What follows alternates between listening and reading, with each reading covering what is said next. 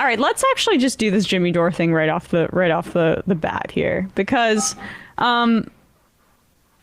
Jimmy Dore weighed in on the election of Giorgia Meloni and the far-right extremist Brothers of Italy party being the dominant party in this right-wing coalition in Italy. And this segment is just beyond stupid, and you might have to just take some notes to keep track of all the logical leaps that happen here. Essentially, what Jimmy's trying to say is that the United States and Europe, due to having COVID vaccine policies that are designed to protect people, have forced people like Meloni and Ron forced people into liking Meloni and Ron DeSantis because they are being driven away from authoritarianism on the left with COVID passports. At the same time, though, he tries to make the case in this video that Meloni is not a fascist. So the true authoritarians are on the left because of COVID, even though we currently have pretty much zero policies. Unless you're like going to the theater in Manhattan, you don't have to wear a mask anywhere. But he's still on this beat. I'm flummoxed by this, but let's start with part one of what he has to say here. And they were exterminated. And so she is a this is what people are saying, that she's a backlash. People voted for her just as you pointed out, a backlash to the authoritarian COVID policies. Mm-hmm. And Giorgia Meloni so this is what Peter Sweeten says. He says, Giorgia Meloni has spent the last 2 years as the only politician in Italy fighting against the COVID passports. Now the Italian people just elected her as prime minister. So do you see how, because our politicians in America, Democrats, have become so right-wing, so authoritarian, that they can make someone like DeSantis look appealing to people who think that he's fighting for civil rights because he's standing up against authoritarian around COVID. Same thing here. So there's a backlash to your authoritarianism. And what that does, it's throwing people into the hands of what you call fascists. But to me, fighting COVID passports, that sounds like fascism to me. I can't go to a movie unless I get this thing. I can't go to eat at a restaurant. I can't get on a plane or a train. I can't travel. I can't do it business. I can't do anything. Okay.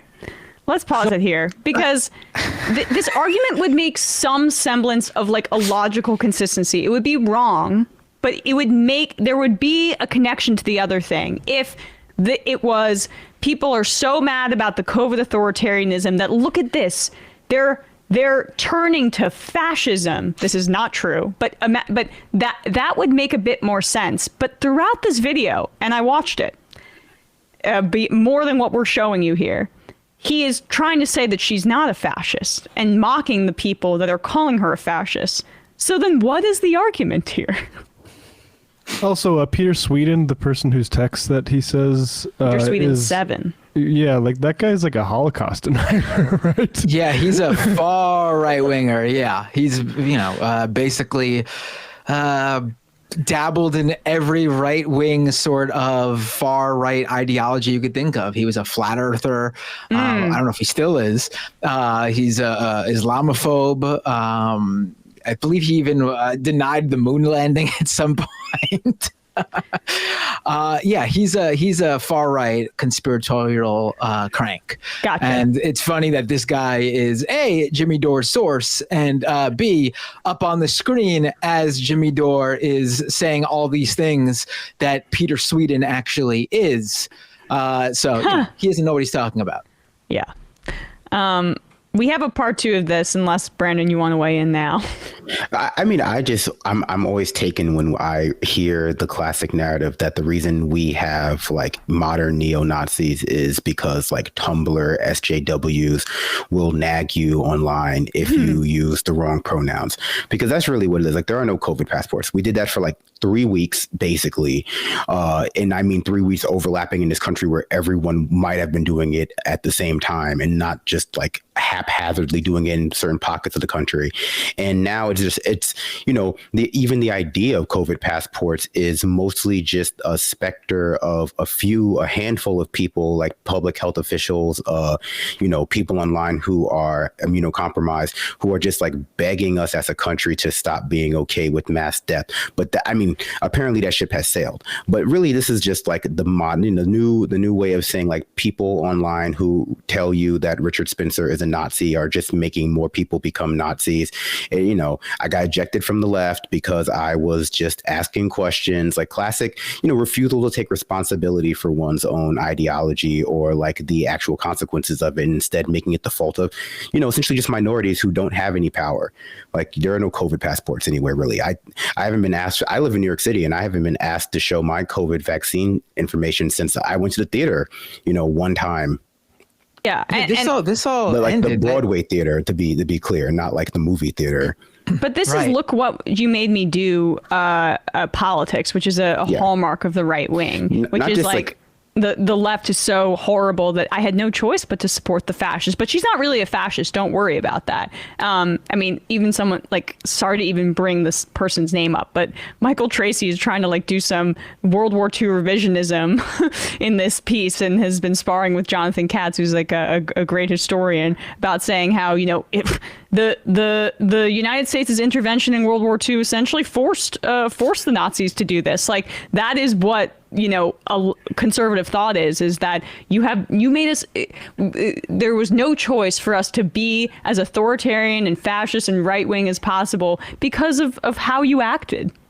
Yeah, and it's not even just look what she made us do. It's a conflation of like, usually people online, we'll just say cancel culture now, as like a conflation of cancel culture or like social or, informal sanctions with institutional power and institutional sanctions.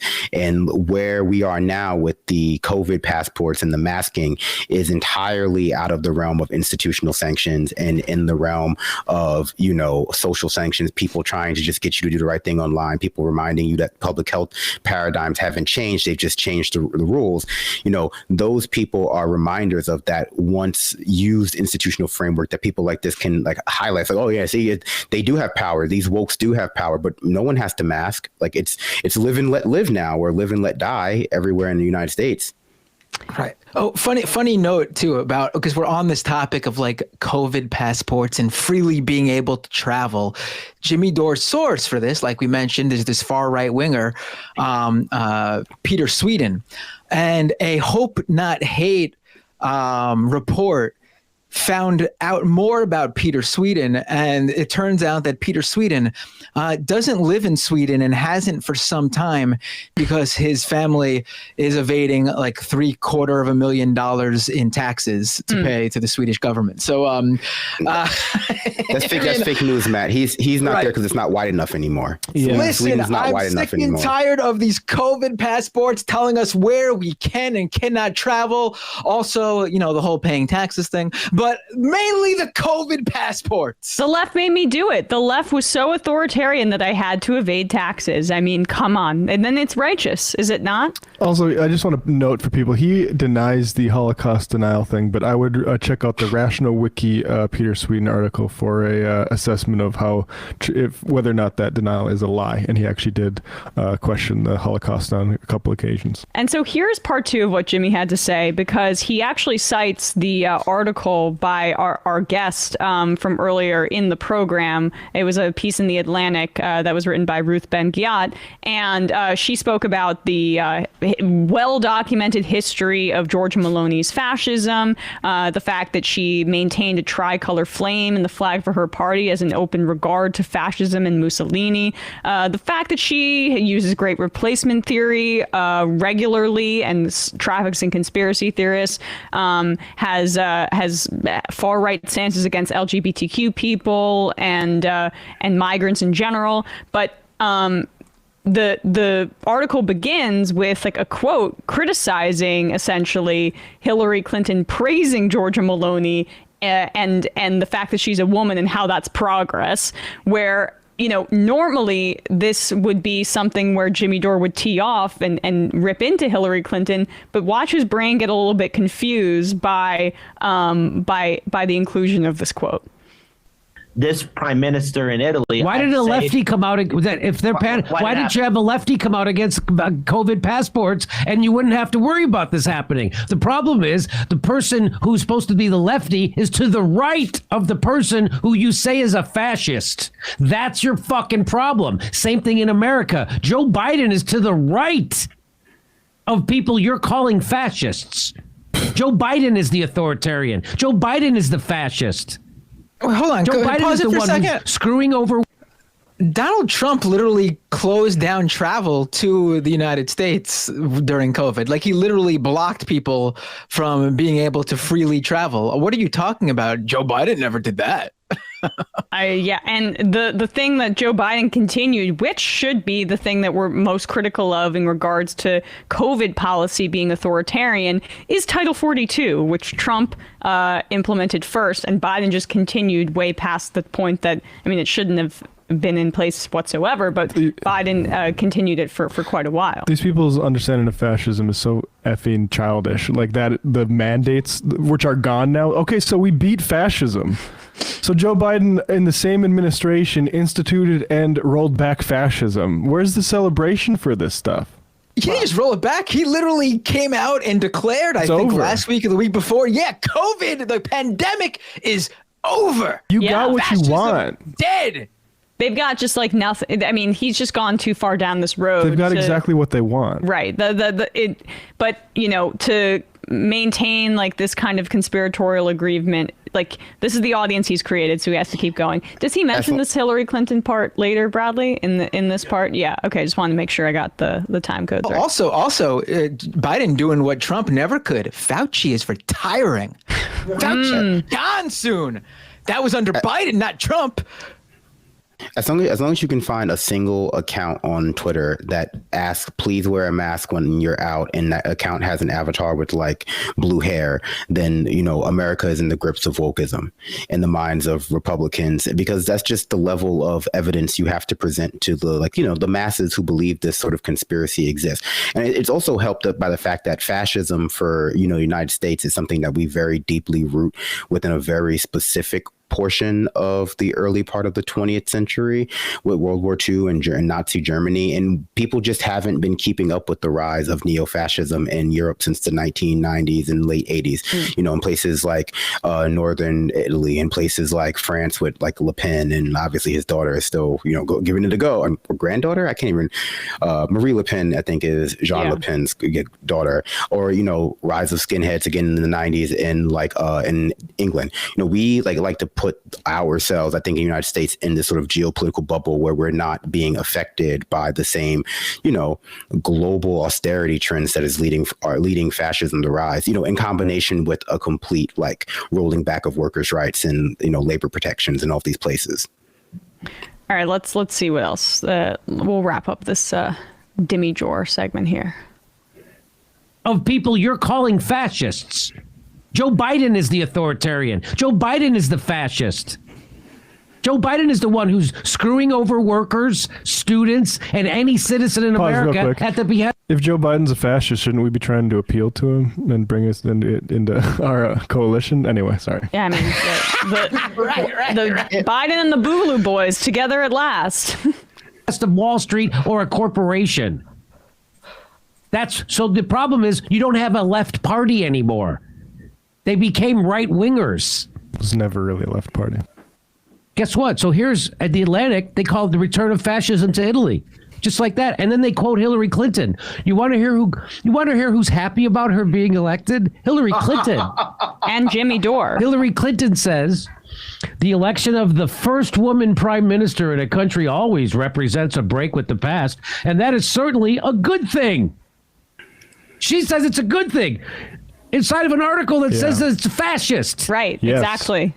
Yeah, so I guess Hill Dog is right, and Vote Blue No Matter Who needs to listen to I'm With Her. There we go. I mean, hey, if Hillary I'm With Her is saying she's all right, well then, hey, Vote Blue No Matter Who and SJWs and everyone else, calm down. Just calm down. Hillary gave the gold stamp approval. There you go. Stop panicking.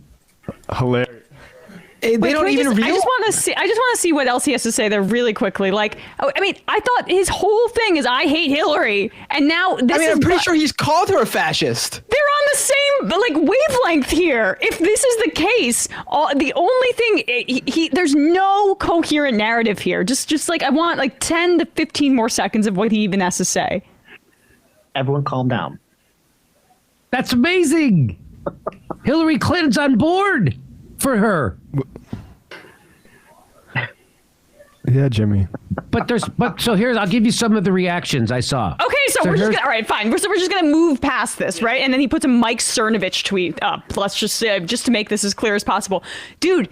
That's the point. You got this platform by talking about how neoliberal Democratic sellouts are ruining the party, and Hillary Clinton was the epitome of that. And he rode that wave, and he got a few like misogynists in his audience to which eventually became a much larger right-wing audience criticizing Hillary Clinton from at the beginning, a perspective that somewhat resembled a leftist critique, and one that we share here on this show. We do not like Hillary Clinton's vision for the Democratic Party. We do not like that she praises a fascist leader of Italy just because of her gender. That's something we stand against. So normally, if his argument was to make sense, right? Like, he could say, and again, this is wrong, but that the left with its authoritarian COVIDism, COVID passports have turned people to fascists, and that's wrong. And you know why that's wrong? Look at Hillary Clinton,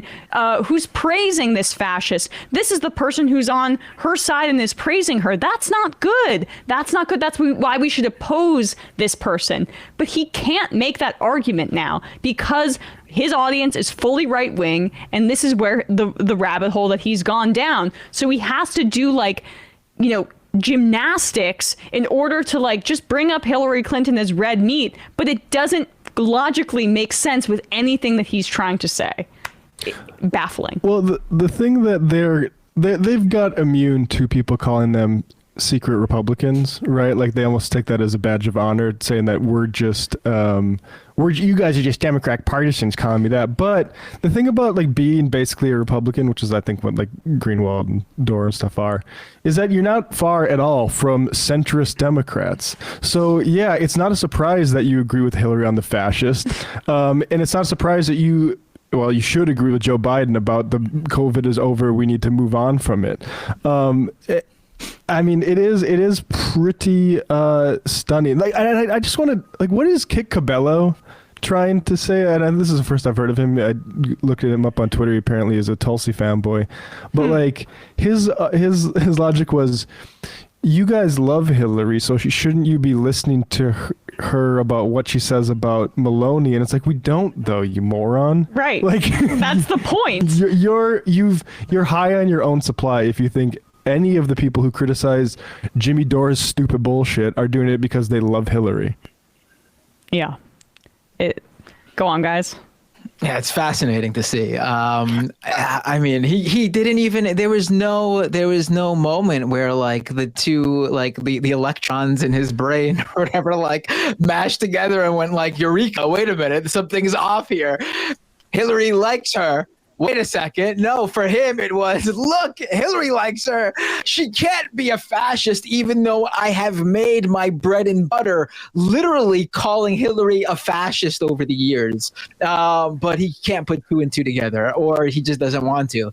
And it's hard because Greenwald did the exact same thing. He's look at the authoritarian EU going to sanction Italians for voting for the first woman prime minister.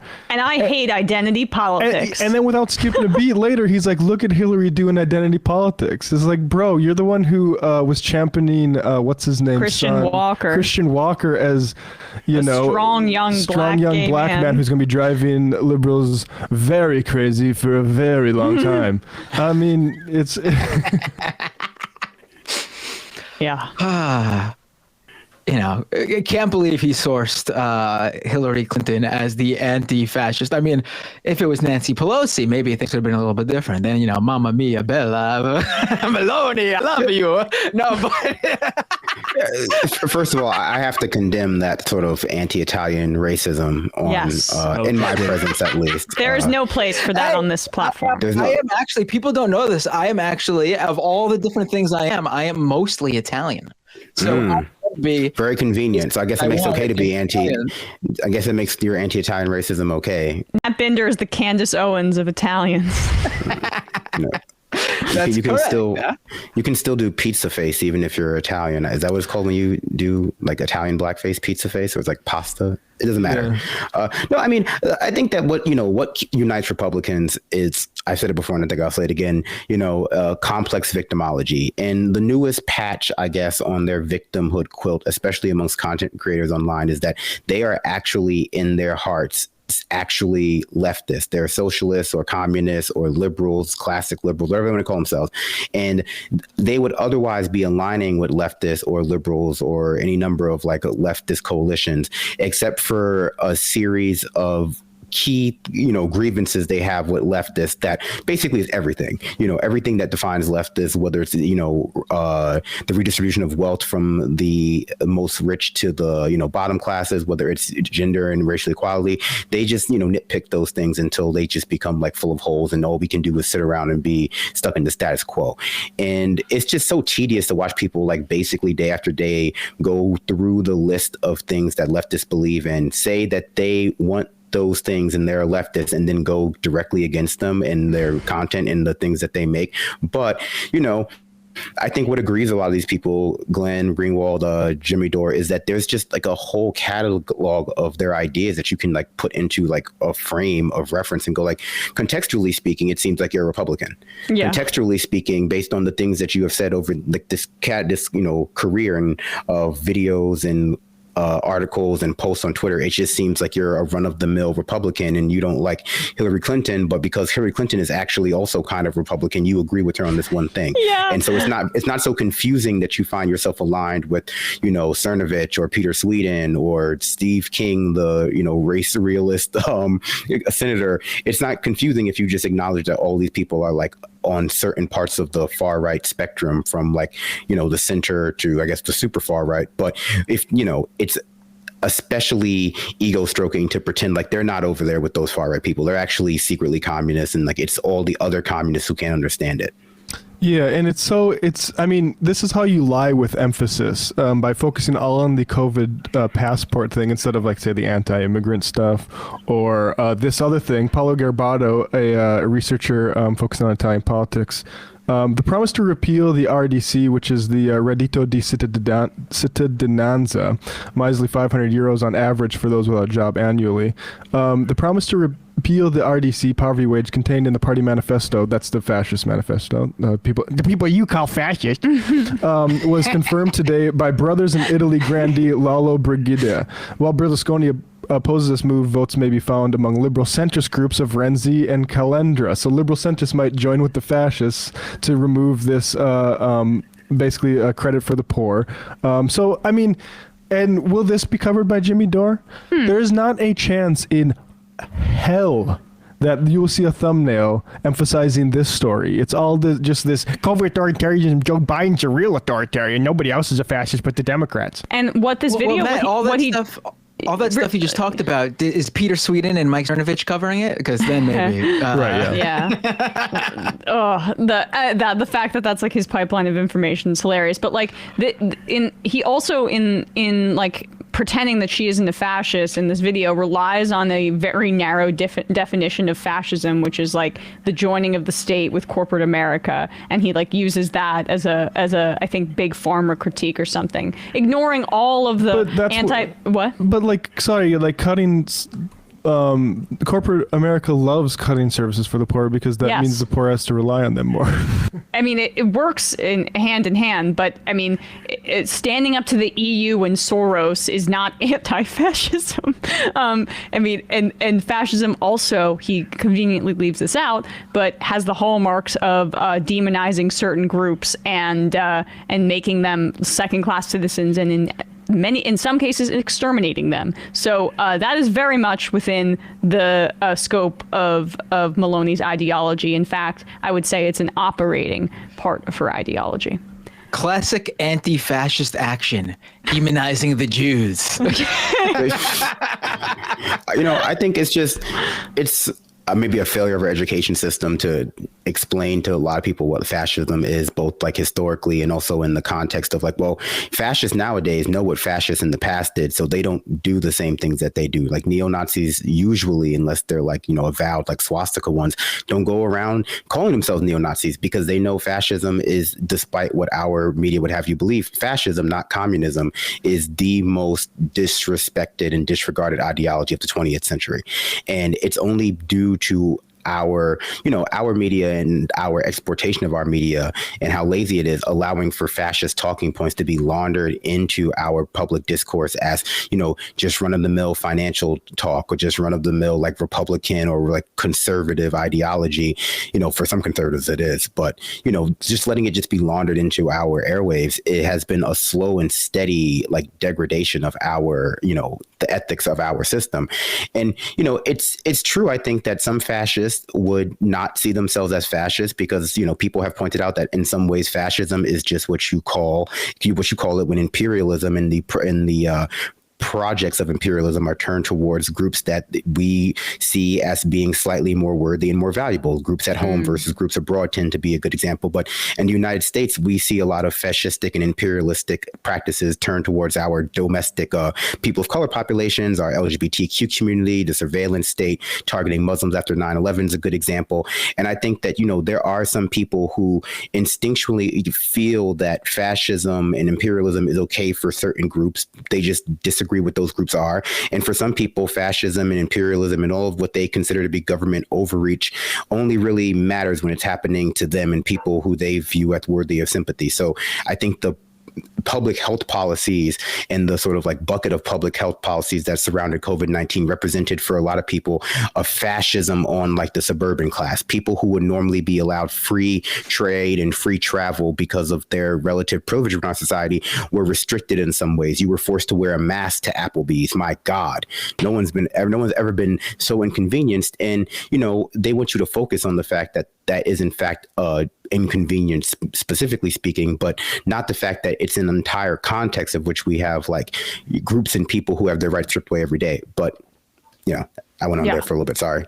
No, I mean, that was perfect because it is the ahistoricism in terms of like how fascism is being reintegrated into the minds or rewritten for a lot of younger people in this country is deeply dangerous. And the idea that we're going to conflate having to get vaccinated in order to do certain activities in this country and maybe having to wear a mask in a certain place with like, I don't know, mass violence and repression of people historically is deeply sick. And good on Jimmy Dore for being a part of that project. The sign of fascism in America is that people have been forced in a bipartisan fashion to get back to work and go back to normal.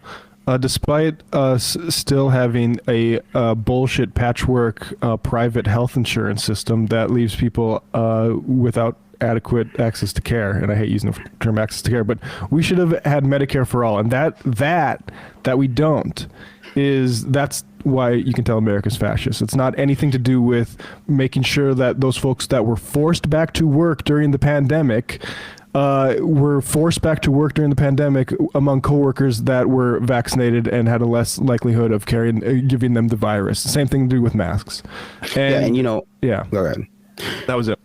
I was going to say, and these COVID policies have become a wedge issue, especially in, the working class, between that suburban class of worker and the service workers who traditionally exist within our economy to service them, because it's able to, it's a good wedge issue that allows people to be convinced that their needs are in direct opposition to the needs of the rest of the working force, needs for better HVAC systems in schools so that teachers don't get sick and aren't able to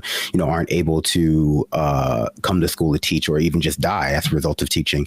And it's being used as an issue, just like, gay marriage in the early parts of the 2000s were used as an issue. It's being used as an issue to like force in other forms of fascistic, to mobilize the base, inflame the base, and to like force in other fascistic laws across the country. Women under juveniles are being forced to carry their rapist baby to term, or being forced to choose between that and getting an abortion and maybe going to jail or being sanctioned by the government, like actual government sanction, not just being nagged online. We have states across the South trying to exterminate their trans populations. We have schools banning books because they accurately portray our history of colonialism or domestic slavery. It's like, to focus on the masking issue as like the rise of fascism in America, I think is, obviously short-sighted if it's genuine, but it's hard to imagine it's genuine when like there are so many more like troubling things going on right now. Yeah, let's I think thoroughly debunked that Jimmy Dore segment. Let's turn to the Dave Rubin take on Italy here. You don't want to do another 30 on Jimmy Dore? I mean, maybe another time, but I would love to do another 30 on Dave Rubin. I would love to listen to Dave Rubin explain to me what he knows about Italy. I think Dave Rubin is a fascinating person. He's a fascinating mind. To your glee, I would imagine, Brandon, Dave Rubin begins this clip with an Italian accent. Trigger warning, Yes. anti-Italian discrimination.